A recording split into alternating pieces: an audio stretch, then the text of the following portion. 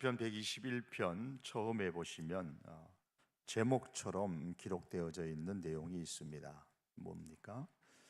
성전에 올라가는 노래 그랬습니다.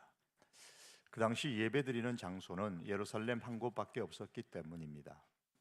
물론 산당이라고 하는 곳에서 예배드리는 경우가 있었지만 성막이나 혹은 성전에서 예배드리는 것이 정상적이었습니다. 따라서 국내외 각처에 흩어져 살고 있는 이스라엘 백성들이 하나님을 예배하기 위해서 예루살렘 성전으로 올라가야만 했습니다.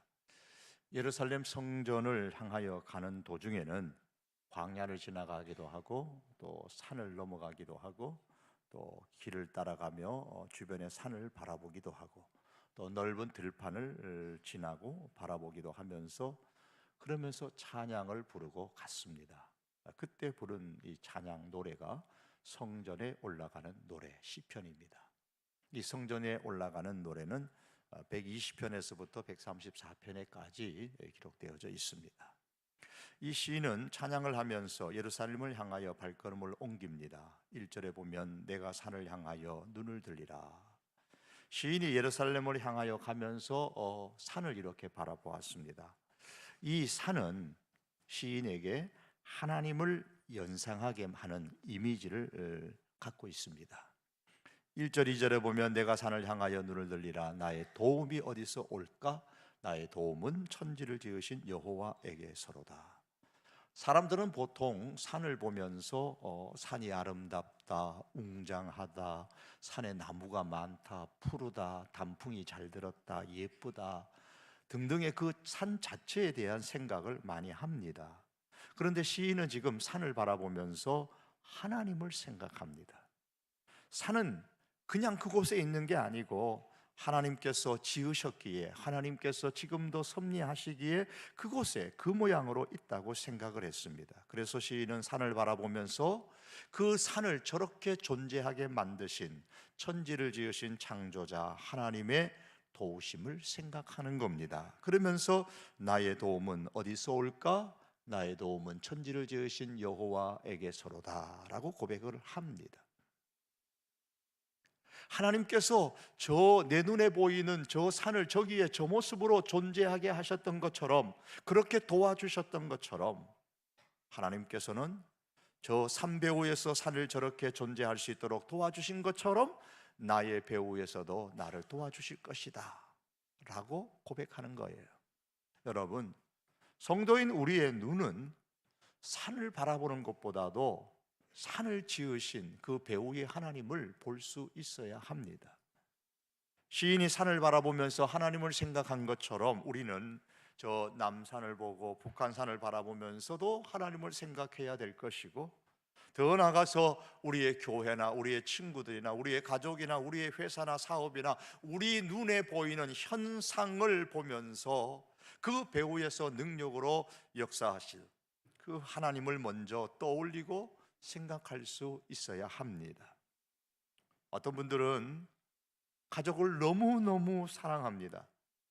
가족을 위해서는 자기가 무엇이든지 다 할 수 있다고 그렇게 말합니다. 또 그렇게 살아갑니다. 그렇기 때문에 때로는 가족 때문에 즐거워할 때도 있고, 때로는 가족 때문에 고통을 받기도 하고, 가족이 잘못되어지는 모습 속에서 힘들어하기도 합니다. 그런데 그 가정을 만들어 주시고 가족의 배후에서 일하시고 역사하시는 하나님을 보지 못하는 그런 분들도 많이 있습니다. 여러분, 우리 시야에 들어오는 이 현상만 보고 그 현상에만 몰두하거나 그 현상만 바라보고 염려하고 걱정하지 않기를 바랍니다. 시인의 산을 바라보며 그 배후에 역사하시는 하나님의 도우심을 생각한 것처럼 우리 역시도 우리 눈에 보이는 현상 너머에 존재하시고 그 배후의 능력으로 일하시는 그 하나님의 도우심을 우리는 역시 바라볼 수 있는 눈이 열려야 합니다. 왜 우리는 우리 눈에 보이는 현상 배후에 존재하시는 하나님의 도우심을 볼 수 있어야 될까요? 그 이유는 바로 우리 자신을 위해서예요. 우리의 믿음이 하나님을 향하여 바로 서고, 또한 그로 통하여서 하나님의 은총으로 우리가 평화를 누리고 이 땅을 살아갈 수 있는 힘을 얻기 위해서인 겁니다. 왜냐하면 천지를 지으신 하나님께서는 우리 눈에 보이는 현상 배후에 존재하시면서 저와 여러분, 우리 성도를 지키시기 때문입니다. 이걸 알아야 어떤 극한 환경 속에서도 안심할 수 있고 평안을 얻을 수 있고 믿음을 더욱 성숙하게 만들 수가 있고, 때로는 그 반대로 교만하지 않을 수도 있습니다. 오늘 본문을 살펴보시면은 지키신다는 단어가 직접적으로 8절 가운데 6번이 나옵니다. 그리고 이 지키신다는 단어와 관련되어져 있는 표현들이 5번이 나와요. 모두 다 이 8절 속에 11번이 기록되어 있습니다. 하나님께서 지키신다는 이 음성이 오늘 본문 전체에 메아리 치고 있습니다. 어디에서 지키십니까? 우리 눈에는 보이지 않지만 현상 배후에 존재하시면서 지키신다고 말씀하십니다. 그 지키시는 하나님은 졸지도 아니하시고 주무시도 아니하신다고 4절에 말씀합니다. 세심하게 항상 살아계셔서 깨어서 지키신다는 겁니다. 졸지도 주무시지도 않으시는 그 하나님께서 지키심으로 통해서 우리가 실족하지 아니하고 때로는 상하지 아니하고 우리를 해치는 일들이 일어나지 않도록 하나님이 그늘이 되어 주신다고 말씀하고 있습니다. 즉 보호해 주신다고 하셨습니다. 무엇으로부터 보호해 주시느냐? 낮의 해로부터 보호해 주시고 밤의 달로부터 보호해 주신다고 하셨습니다. 이스라엘의 낮은 무척 뜨겁습니다. 그래서 낮의 해라라는 것은 이 본문 속에서는 어떤 환난, 그로 통한 고통을 의미합니다. 밤의 달로부터 보호해 준다고 했습니다. 밤의 달도 너를 해치지 아니하리로다. 우리 민족은 달에 대해서 좀 이게 감상적으로 친근하게 표현을 많이 합니다. 그래서 달에서 토끼가 쿵덕쿵덕 떡방아 찢는다고 말하기도 하고, 달을 바라보면서 서로 간에 사랑을 확인하고 사랑을 고백하기도 합니다. 우리는 우리 민족의 정서상으로 보면 밤에 달이 너를 해친다라는 의미가 금방 마음에 와 닿지를 않습니다. 그러나 고대 근동의 이 지역에서는 밤의 달이라 하면 그 먼저 떠오르는 게 뭐냐면 질병이에요. 질병. 어떤 치명적인 해를 주는 역할을 하는 것이 밤의 달로 그들은 인식했었습니다. 예컨대 어떤 열병이나 문둥병이나 각종 전염병이 이 달로부터 온다, 그렇게 생각을 했습니다. 그러므로 이 시인은 낮에는 해로부터 밤에는 달로부터 상처를 입는데 하나님께서 밤낮으로 졸지도 주무시지도 않으시고 세심하게 우리의 그늘이, 우리의 능력이 되셔서 해로부터 보호해 주시고 달로부터 보호해 주신다고 믿었습니다. 이 찬양을 하나님 앞에 드립니다. 다시 말하면 시인은 하나님께서 모든 환난에서 밤낮으로 우리를 지키신다고 믿었습니다. 이것을 다시 종합해서 7절에서 8절에서 말씀을 하는 겁니다. 여호와께서 너를 지켜 모든 환난을 면하게 하시며 또 내 영혼을 지키시리로다. 여호와께서 너의 출입을 지금부터 영원까지 지키시리로다. 이렇게 결론을 짓습니다. 이렇게 하나님은 우리 눈에 보이는 현상 배후에서 능력으로 일하시면서 우리를 지키십니다. 이렇게 도우시는 하나님을 볼 수 있는 눈이 있을 때에야 비로소 우리는 어떤 환경을 만날지라도 평안할 수가 있고 삶의 용기를 가질 수가 있고 우리의 믿음은 바로 설 수가 있는 것입니다. 그런데 여러분, 문제는 정말로 하나님께서 이렇게 우리의 배후에서 우리를 지켜주실까요? 그걸 정말로 믿으십니까? 오늘 예배당에 오시면서 운전하시면서 혹은 버스를 타고 지하철을 타고 오시고 걸어오시면서 하나님께서 나의 도움이십니다, 하나님이 나를 지키십니다 라는 이 기대와 하나님의 도우심과 지키심에 대한 기대 고백을 하며 찬양하며 올라오셨습니까? 하나님이 이렇게 도우시고 지키시는데 왜 그러면 어려움을 우리는 당하는 것일까요? 그림을 한번 보시겠습니다. 이런 그림이에요. 비참하죠? 다음의 그림입니다. 다친 사람들이 모여서 치료를 받습니다. 그 다음의 그림입니다. 삶의 터전들이 다 무너졌습니다. 이 그림들은 여러분 매스컴에서 작년에 보셨을 겁니다. 작년 9월 28일에 인도네시아 북부 슬라웨시 섬을 강타했던 7.5의 지진과 그로 통해서 연달아 일어났던 그 쓰나미, 지진 해일로 말미암아 발생했던 참사의 현장입니다. 1763명이 죽고 이재민만 수만 명에 달하고, 하지만 현지 언론들은 곳곳의 마을들이 진흙에 휩쓸리면서 사망자 수가 수천 명에 달할 것이라고 그 당시 보고한 바가 있었습니다. 자, 이러한 난리 속에 한 사진의 여인을 보십시오. 자, 이 여인을 보시면 사방이 모두 다 무너졌습니다. 이 여인이 하나님을 믿는 사람인지 아닌지는 모르겠지만 모든 것을 잃어버린 이 순간에 뭘 바라보고 있을까요? 이 참사의 배후에서 하나님은 지키신다, 하나님은 도우신다, 이 생각을 할까요? 지진과 쓰나미로 인해서 가족들뿐만 아니라 모든 재산을 한순간에 잃어버린 이 순간의 배후에서 능력으로 역사하시는 그 하나님을 바라볼 수 있을까요? 이 여인에게 있어서 하나님의 도우심이나 하나님께서 지키신다는 말씀이 도대체 어떤 의미가 있을까요? 혹 이것이 정도의 차이는 있겠지만 오늘 우리 이 세상을 살아가고 있는 저와 여러분들의 지금의 우리의 현실은 아닌지요?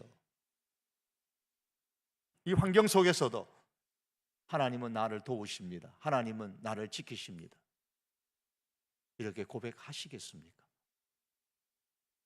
환난과 고통 앞에서 사람들은 말합니다. 환난과 고통의 실제와 하나님을 존재를 연결하는 것은 잘못된 거다. 왜냐하면 하나님은 본래가 존재하지도 않는데 사람들이 자꾸 착각해가지고 고통과 고통의 문제를, 고난의 문제를 하나님의 존재와 연결시키는데, 그렇게 하지 말라고 말합니다. 즉 다시 말하면 하나님의 존재에 대해서 처음부터 불신을 하는 사람들이 있습니다. 또 어떤 사람들은 이 고난, 환난과 고통의 아픔 가운데서 이렇게 말합니다. 만일 하나님이 진짜로 존재하심에도 불구하고 내가 환난과 이렇게 고통을 당하는 것이라면 하나님은 나의 고통에 대해서 전혀 관심이 없는 분이다 라고 생각합니다. 인간의 삶에 대해 하나님은 무관심하다고 그렇게 생각하는 사람들도 있습니다. 또 다른 사람은 말합니다. 하나님이 존재하시고 혹 하나님이 나의 이 고통에 관심이 있음에도 불구하고 내가 여전히 환난과 고통을 겪고 있는 것이라면, 내가 환난과 고통을 겪고 있는 이유가 뭐냐? 그것은 하나님이 나를 환난으로부터 지켜줄 능력이 없는 하나님이시든지, 아니면 능력이 있다고 할지라도 나를 환난으로부터 지켜줄 만큼 하나님이 선하지 않으시기 때문에 내게 이런 고통과 어려운 환난이 있는 게 아니냐, 이렇게 믿는 사람들이 있습니다. 여러분, 오늘 본문 말씀은 어떤 사람이 산을 바라보면서 산의 배후에 있는 하나님의 존재를 인정하고 하나님의 도우심이 자신에게, 하나님의 지켜주심이 자기에게 있다고 말합니다. 고백하고 찬양합니다. 이것은 단지 한 사람의 고백으로 끝나는 것이 아니라 하나님께서 오늘 우리들에게 이렇게 믿으라고 말씀하시는 겁니다. 아름답고 웅장하고 그 예쁜 산과 같은 이 존재 배후에, 그 산 자체가 아니라 그 산 배후에 하나님이 존재하시는 것처럼 때로는 우리가 겪는 이 환난과 고통의 배후에는 반드시 하나님이 존재하신다라는 사실을 믿으라는 말씀입니다. 존재하시면서 그냥 무능력하게 또 악하게 존재하시는 것이 아니라 우리의 도움이 충분히 되실 수 있는 강한 능력과 선하심을 함께 갖고 계시는, 그래서 우리를 도우시고 지키시는 사실을 믿으라고 말씀합니다. 하나님께서 우리를 도우시고 지키심에도 불구하고 우리가 환난과 고통을 겪는 것은 하나님이 무능력하시거나 하나님이 선하지 않음을 나타내는 게 아니고, 거기에는 분명히 또 다른 하나님의 어떤 메시지가 담겨 있다는 것을, 비록 그 메시지의 의미를 우리가 이해하지는 못하지만 그 메시지가 담겨 있다는 사실을 믿으라는 것입니다. 사랑하는 성도 여러분, 사람들이 하나님의 뜻을 이해하지 못하는 것 때문에 자신이 당하는 그 환난과 고통을 겪으면서 하나님이 마치 존재하지 않는다느니, 하나님은 나한테는 관심이 없다느니, 하나님은 무능하고 악하다느니 그런 생각을 하는 것은 아닐까요? 오늘 성경은 우리에게 그렇다고 말씀합니다.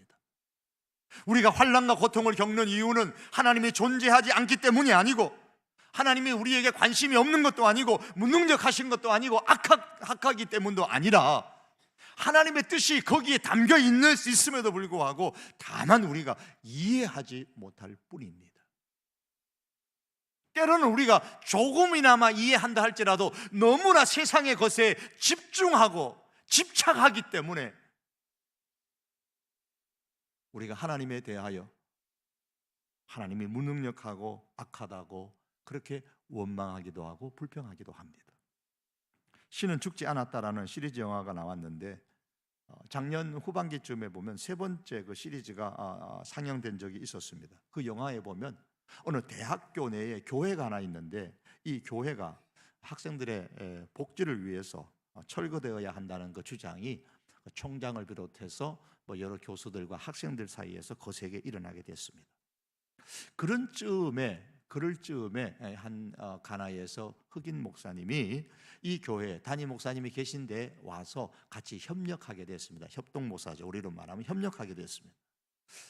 어느 날 같이 담임 목사님과 협동 목사님이 같이 가는데 교회를 지나가는데 교회 내부에서 막 경보음이 울리는 거예요. 그래서 그 소리를 끄기 위해서 이 협동 목사님인 이 흑인 목사님이 교회 지하실로 빨리 내려갔는데, 지하실에 내려가서 경보음을 끄는 순간에 가스가 폭발해 가지고 목숨을 잃었습니다.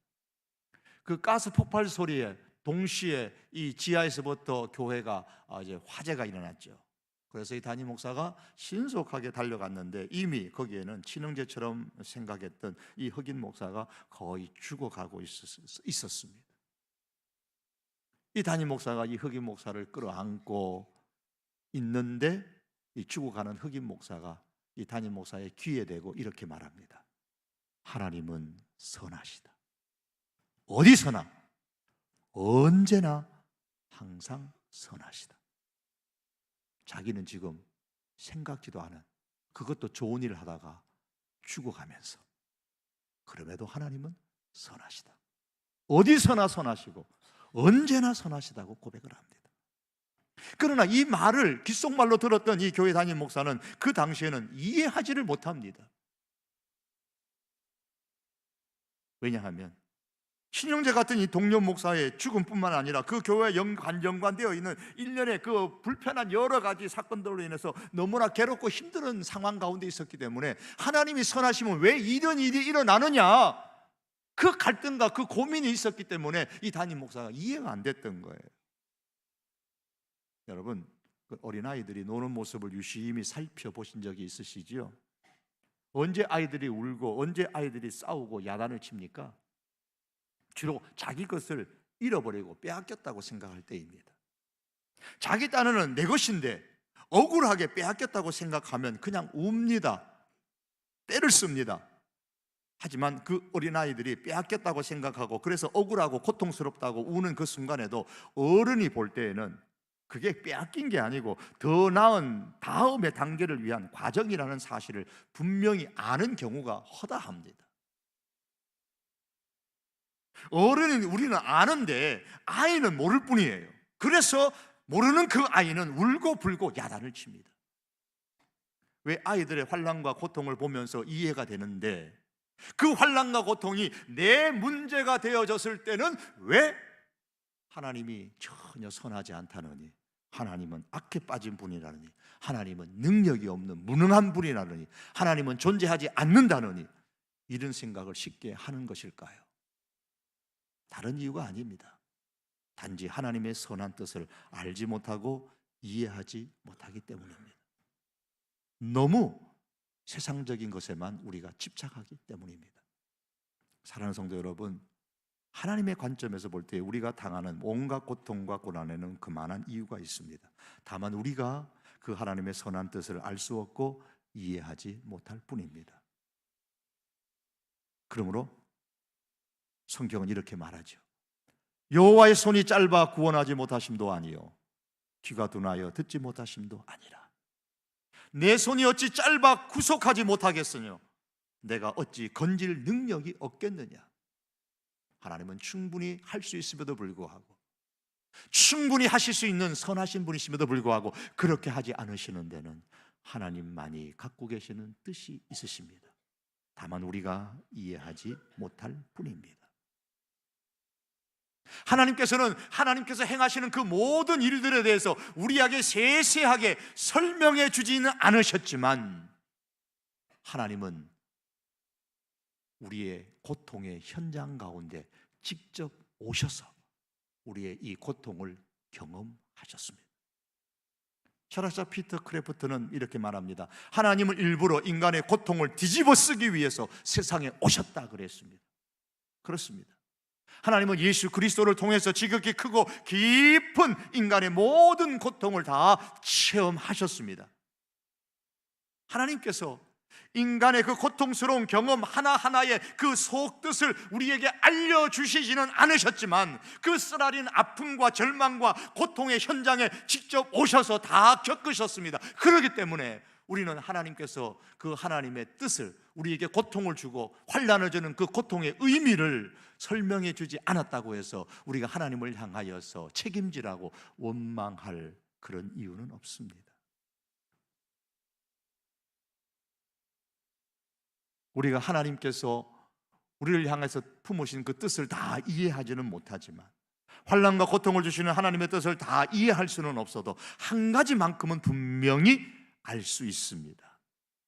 하나님이 세상을 이처럼 사랑하사 독생자를 주셨으니, 적어도 내가 오늘 이 자리에서 예수 그리스도를 나의 구주로 믿는다면 한 가지만은 분명히 압니다. 하나님께서 나를 사랑하지 않는다, 이 말은 할 수가 없습니다. 어떤 고통 가운데 있다 할지라도 내가 예수 그리스도를 믿는다면, 하나님은 나를 사랑하지 않는다라면 이 말은 우리가 할 수가 없습니다. 하나님은 인간의 비참한 현실과 고통에 뛰어들어 오셨습니다. 그 이유는 바로 나를 사랑하시기 때문입니다. 이 사실을 깨달았던 알베르 꽈미라는 사람은 이렇게 말합니다. 하나님이자 인간이었던 분도, 즉 예수님도 고난을 견뎌냈다. 고통과 죽음을 당하셨기에 악과 죽음을 두고 전혀 그에게 책임을 물을 수가 없게 되었다라고 그렇게 말했습니다. 그러므로 사랑하는 성도 여러분, 세상에서 특별히 내게 닥치는 환난과 고통으로 인해서 하나님의 존재를 우리가 불신하거나 하나님의 선하심과 능력을 의심하는 그런 자리에 우리가 함께 앉지 않기를 바랍니다. 또한 내게 닥치는 그 비극적인 환난과 고통을 하나님을 믿는데 걸림돌로 삼지 말고 오히려 디딤돌로 삼을 수 있기를 바랍니다. 그러면 오늘 본문 7절에서 모든 환난을 면하게 하시며 라는 말씀은 그럼 무슨 뜻일까요? 하나님께서 너를 지켜 모든 환난을 면케 하시며 라고 하셨기에 이 말씀을 붙잡고 오늘 외출을 하면서 하나님께서 우리 집을 지켜주실 것이고 보호해 주실 것이고, 그러니 우리 가는 여행길도 보호해 주실 것이다, 아멘 하고 출발을 했는데 얼마 가지 않아서 차가 그냥 꽝 충돌도 나고, 집에 들어와 보니까 도둑이 들어서 난장판을 만들어 놓고, 이게 도대체 어떤 일이라는 거예요? 환난을 면하게 해주신다고 했는데, 이 말씀 붙잡고 출발했는데 왜 이런 일이 생깁니까? 왜 어떤 사람은 믿음 좋은 분이심에도 불구하고 왜 하필이면 뒤로 넘어졌는데 코가 깨어지는, 그래서 병원에 입원하는 이런 일이 일어나느냐 말입니다. 물론 우리가 말씀드린 것처럼 그 하나님의 그렇게 하시는 뜻을 이해하지 못하지요. 결론적으로 말해서 그 이유는 그로 통하여 우리의 믿음을 성숙하게 하고 우리에게 주렁주렁 멋진 훈장을 달아주기 위해서인 겁니다. 7절에 나오는 여호와께서 너를 지켜 모든 환난을 명쾌하시고, 이 말씀은 우리가 오해하기 쉬운 우리말 번역입니다. 원래의 뜻은 모든 환난으로부터 너를 지키시고 라는 뜻입니다.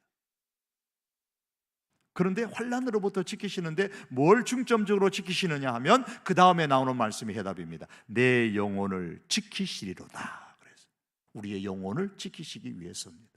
우리의 영혼을 지키시기 위해서 때로는 우리가 보기에는 말도 안 되는, 이해가 안 되는, 이해할 수 없는 그와 같은 환난을 우리에게 주셔서 훈련을 시키실 때가 있으십니다. 그래서 이 7절에 사용된 환난이라는 이 단어는 옥스퍼드 원어 성경 대전에 보니까 고통스러운 훈련이라는 뜻으로 해석을 해놨습니다. 고통스러운 훈련. 환난은 고통스러워요. 누구나 고통스럽습니다. 아무리 좋은 의미라 할지라도 고통스러워요. 그런데 훈련입니다. 그러므로 이 7절의 말씀은 하나님께서는 우리 성도의 삶에서 환난, 고통은 다 면제해 주신다, 전혀 당하지 않도록 해주신다라는 뜻이 아니고, 우리 성도들에게 동일하게 고난과 환난과 고통이 있을 수는 있지만 그 환난과 고통의 훈련 가운데서 실족하지 않도록, 상하지 않도록 우리들의 영혼을 지켜주십니다. 그래서 우리의 믿음을 성숙하게 멋진 훈장을 우리에게 달아주시는 것입니다. 사랑하는 성도 여러분, 말씀을 맺기를 원합니다. 우리가 지금 어떤 환경 가운데 있더라도 여러분, 우리는 그냥 그 자리에 주저앉지 마시기를 바랍니다. 왜냐하면 하나님은 우리를 지키시는 분이시기 때문입니다. 우리를 지키시는 그 하나님은 천지를 지으신 분이요, 능력이 있으신 분이십니다. 우리를 지키시는 하나님께서는 그 오른편에 그늘이 되어주십니다. 능력으로 우리를 보호하시는 선하신 하나님이십니다. 우리를 지켜주시는 그 하나님은 졸지도 주무시지도 않으시는 분이십니다.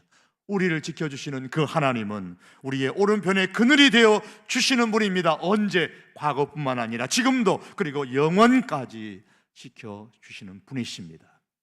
그러므로 사랑하는 성도 여러분, 때때로 정말 고통스러운 어려움이 우리 가운데 있다 할지라도, 그 과정을 지나간다 할지라도, 이것 때문에 우리가 하나님의 존재하심과 하나님의 선하심과 하나님의 능력을 의심하는 성도가 아니라, 이로 통하여서 우리의 믿음을 성숙케 하심을 믿고, 이를 통하여 우리에게 더 많은 훈장으로, 상으로 달아주시기 위한 하나님의 깊은 뜻이 있음을 이해는 못할지라도 믿으면서 끝까지 믿음의 길에 승리할 수 있는, 오늘 시인처럼 찬양할 수 있는 하나님의 사람들이 함께 될 수 있기를 주님의 이름으로 축복합니다. 기도하시겠습니다. 하나님 아버지, 때때로 인생길에 환난으로 너무 고통스럽습니다. 힘듭니다. 아버지, 그러나 이것이 때때로는 하나님께서 우리를 성숙하고 우리를 위하여 훈장을 달아주기 위한 하나님의 훈련의 과정인 것을 주여 우리가 깨닫게 하시고 알게 하옵소서. 우리에게 이 어려움을 주는 모든 원인들을, 이유를 다 이해하지는 못하지만 우리 하나님께서 우리의 이 고통과 아픔과 환난을 체험하셨사오니, 우리의 모든 것을 체휼하셨던 그 주님이 찾아오셔서 늘 지켜주시고 보호하시고 인도하여 주시옵소서. 그래야 넉넉히 이기게 하시고 이 환난으로 인해 말미암아 주저하지 않도록 이 날을 주여 줄여주시고, 때로는 피할 길을 주시고 때로는 감당할 수 있는 힘을 저희들에게 공급하여 주시옵소서. 예수님의 이름으로 기도하옵나이다. 아멘. 우리 함께